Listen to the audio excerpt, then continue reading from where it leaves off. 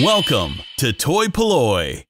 Hello and welcome to another video from toy-polloi, and in today's video we're going to be reviewing the Origins version of the Sorceress from the Masters of the Universe line. Now this is a Wave 7 figure and it's actually taken me quite a while to track this one down. I finally found it in the wild at the weekend, so I grabbed it and it was actually reduced. It was only on sale for £10, so they're obviously at the end of the line, but it's taken me that long to find it. The figure comes on the same style card as all of the other ones, and this is a European release version of the figure, which I've gone on about many times in my reviews of these Origins figures. You can tell that because there is a lack of information on the card. If you get the US version of the card, it says new for 22 in the top left hand corner, and underneath the title Sorceress it says Heroic Guardian of Castle Grayskull. But you can see on this version it's basically a very blank card. We've got a thing that just says includes comic in multiple languages, and all of the other information is gone. That is the same if I turn this card round. You can see we get the nice illustration at the top. I do really like these illustrations, but all of the sort of information has been taken off the back of the card. It just gives you the titles of the figures, and then multiple languages of sort of copyright information. It's a real shame that they do this. As I say, I've gone on about this on every review I've done. It sort of detracts from how these figures work and how the comics work especially.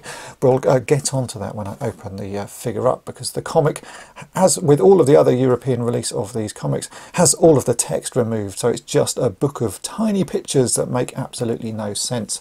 You can see though the figure does look really nice, and this is the first time we've actually had this figure in the Origins line. Well, I say it's the first time. There was the packed in version that came with the Castle Grayskull, and this is the Temple of Darkness version of Sorceress, but I think the one everybody really wanted was this, so it's nice that they have finally released it and it's available on a card. But what we need to do is to open this up and see what she's like once we take her out of the packet. So I'm going to open the card up now, and then we can have a proper look at the figure.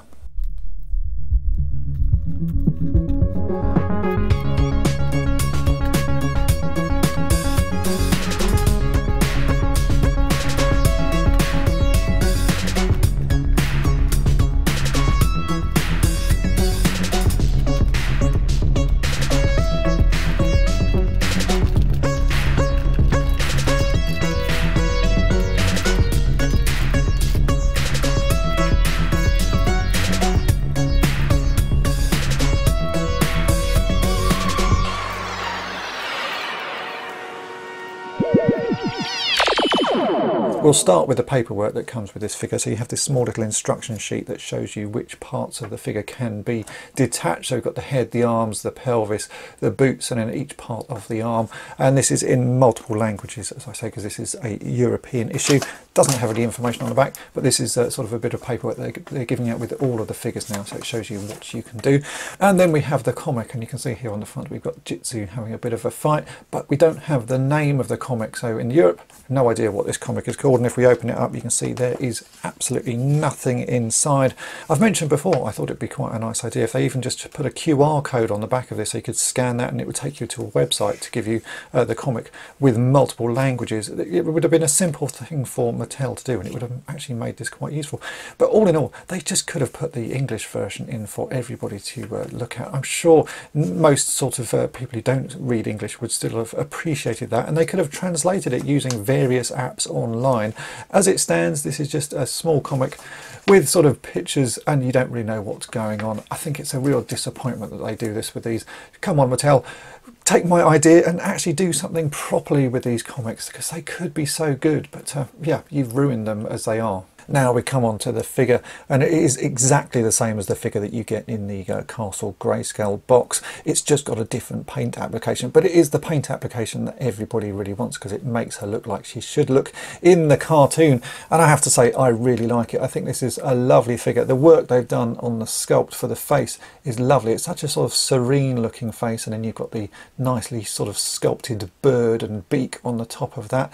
The feathers as well, I think, are really nicely done. You can see these wings are fairly detailed. There's quite a lot of sculpting going on, and they do move as well, so you can fold them out like this just to make them look a bit broader. It's a nice little sort of addition to the figure. I'm going to say straight away that I think the plastic that's been used on these sort of outer wings will last a very long time, but the sort of rubber that they've used on this lower sort of rear wing here, I think is going to perish very quickly. I have other figures in my collection from about 10 years ago that use this sort of rubber on various parts of them, and it tends to go very hard and then very brittle, and I'm going to guess that that is going to happen to this. Give these figures about 10 years and this part will perish and snap off. It's just something about the rubber that they've used that gives me that impression. Maybe I will be wrong, but I sort of have that feeling that this will cause us problems in a few years time. So hold this space and we'll see what happens.